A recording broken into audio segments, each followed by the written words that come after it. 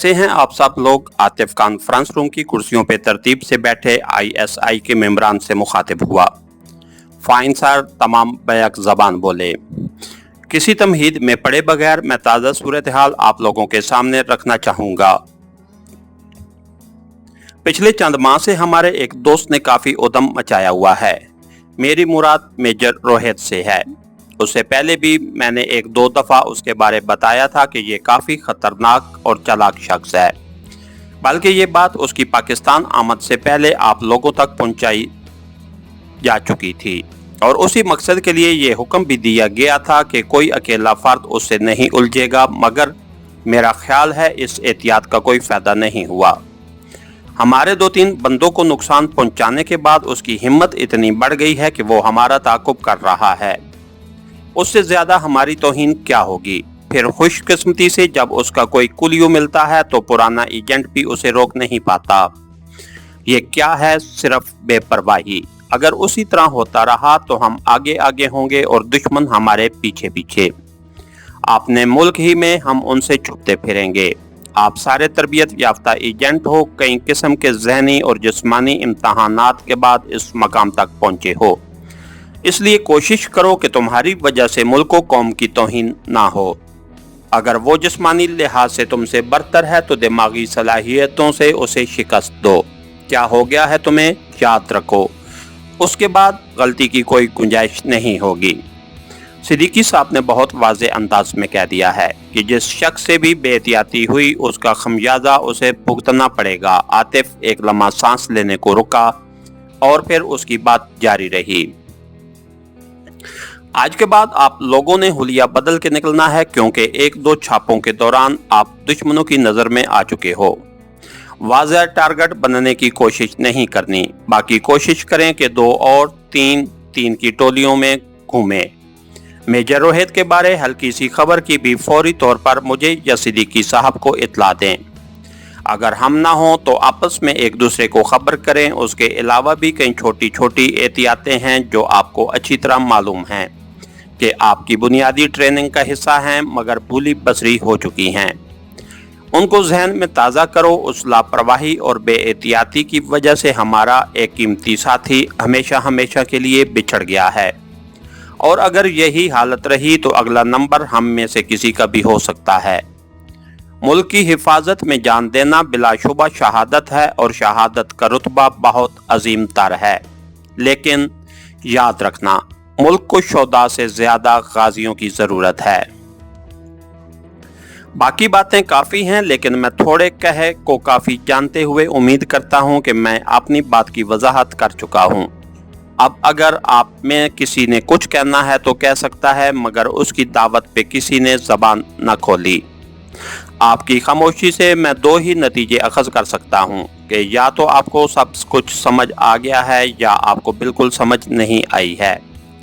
Sir, हम मुकम्मल समझ चुके हैं, इरफान संजीदा लहजे में बोला। अगर यूं है तो फिर टाइम ज़ाया करने की ज़रूरत नहीं और तमाम लोग अपनी ड्यूटी पे जा सकते हैं। आतिफ की बात पूरी होते ही तमाम अपनी नशस्तों से खड़े हो गए और आतिफ के बाहर निकलते ही बाहर का रुख करने लगे। सभी के चेहरे पे एक नया अज़्म और वलवला नजर आ रहा था। इधर सेठ फाजिल की आंख खुली तो सबसे पहले उसकी निगाह अपनी बीवी रक्षंदा पे पड़ी। तुम यहाँ क्यों? मैं यहाँ नहीं आ सकती, और आपने इस मुए नूरल को क्यों मना किया था कि आपकी बीमारी से मुझे लाइल्म रखे? अगर खुदा न खास्ता बात बढ़ जाती फिर? वो तेज लहजे में मुस्तफसर हुई, क्योंकि सेठ फाजिल दुनिया के लिए जैसा भी था, अपनी बीवी के लिए मिसाली शौहर और बेटी के लिए मिसाली बाप था। असल में तुम गुड़िया के लिए भी परेशान थी ना। ऊपर से मेरी बीमारी का सुनती तो शायद तुम खुद भी किसी काबिल न रहती। फाजिल की आवाज में दुख की गहरी झलक थी। गुड़िया तो वापस आ गई है, वो उसका सर दबाते हुए खुशी से भरपूर लहजे में बोली। क्या? वो हैरत से उछल पड़ा। कब, किस टाइम, कैसी है?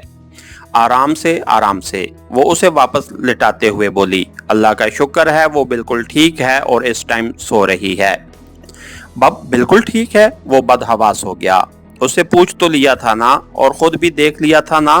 रख्शी आखिर को वो जवान लड़की है, और فاضل میں بھی عورت ہوں اور اس کی ماں ہوں، یاد رکھو باپ سے زیادہ ماں کو بیٹی کی فکر ہوتی ہے۔ آپ تسلی رکھیں، وہ بالکل ٹھیک ہے، ذہنی جسمانی ہر لحاظ سے، بلکہ وہ تو الٹا آپ کی بیماری کا سن کر پریشان ہو گئی تھی اور میرے ساتھ ہی آنے پہ مصر تھی۔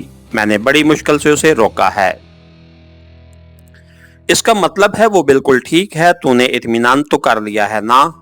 اوف فاضل، کہہ جو رہی ہوں بالکل ٹھیک ہے۔ وہ واپس کیسے آئی ہے؟ اس خبیث نے اسے کیسے رہا کر دیا؟ یہ تفصیل میں نہیں پوچھ سکی ہوں کیونکہ اسی وقت آپ کی بیماری کا سن کر میرے ہاتھ پاؤں پھول گئے تھے۔ اب پھر تم یہ کیسے کہہ سکتی ہو کہ وہ بالکل ٹھیک ہے؟ کیا میں آپ کو اتنی بچی نظر آ رہی ہوں کہ جوان بیٹی کے احساسات کی مجھے خبر نہیں ہوگی؟ مگر فاضل خان کو یقین نہیں آ رہا تھا، اور اس کی وجہ اس کے علاوہ کچھ نہیں تھی کہ وہ اپنے کانوں سے حنا کی چیخو پکار سن چکا تھا۔ میرا خیال ہے آپ کو یقین نہیں آ رہا، چلو اپنی آنکھوں سے دیکھ لو، گڑیا جس حالت میں اغوا ہوئی تھی اسی طرح لوٹی ہے۔ میری بھی یہی تمنا ہے کہ وہ اسی طرح لوٹی ہو، مگر خیر تم نہیں سمجھو گی۔ چلو گھر چلیں، گڑیا منتظر ہوگی۔ تھوڑی دیر بعد وہ گھر پہنچ گئے۔ بیٹی کے بیڈ روم کی طرف جاتے ہوئے فاضل کے قدم من بھر کے ہو رہے تھے۔ اسے پتا تھا کہ وہ اسماعیل کی زبانی اپنے باپ کے متعلق کافی کچھ جان چکی ہوگی۔ یوں بھی ایک دن اسے یہ سب کچھ پتہ چلنا تھا۔ وہ پڑھی لکھی تھی اور تعلیم یافتہ اولاد کو اندھیرے میں نہیں رکھا جا سکتا۔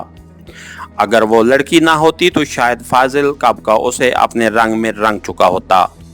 بیڈ روم کا دروازہ دھیرے سے دھکیل کر وہ میاں بیوی اندر داخل ہوئے۔ حنا جان بوجھ کر سوتی بن گئی۔ وہ اس وقت باپ کا سامنا نہیں کرنا چاہتی تھی۔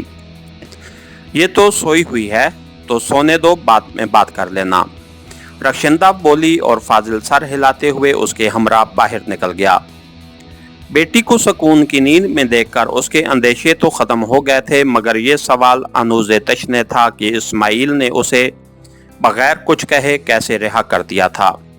اس رات سے حنا ہی پردہ اٹھا سکتی تھی۔ وہ دونوں میاں بیوی اس کے جاگنے کا انتظار کرنے لگے۔ والدین کے کمرے سے نکلتے ہی حنا نے ایک مرتبہ پھر اپنے نمبر پہ ٹرائی کی، مگر کسی نے بھی کال اٹینڈ نہ کی۔ یا تو وہ بے ہوش ہے یا پھر موبائل اسی مکان میں چھوڑ کر خود وہاں سے بھاگ گیا ہے۔ اس کے دماغ میں کال اٹینڈ نہ ہونے کے دو ہی سبب آئے، جس میں پہلا سبب زیادہ قرین قیاس تھا، اور اسی وجہ سے وہ اس مکان کا پتہ کسی کو بھی نہیں بتانا چاہتی تھی۔ مگر اس کار کے کاغذات سے آسانی سے کار کے مالک اور اس کے مکان کا پتہ چلایا جا سکتا ہے۔ ایک اور پریشان کن سوچ اس کے دماغ میں گونجی۔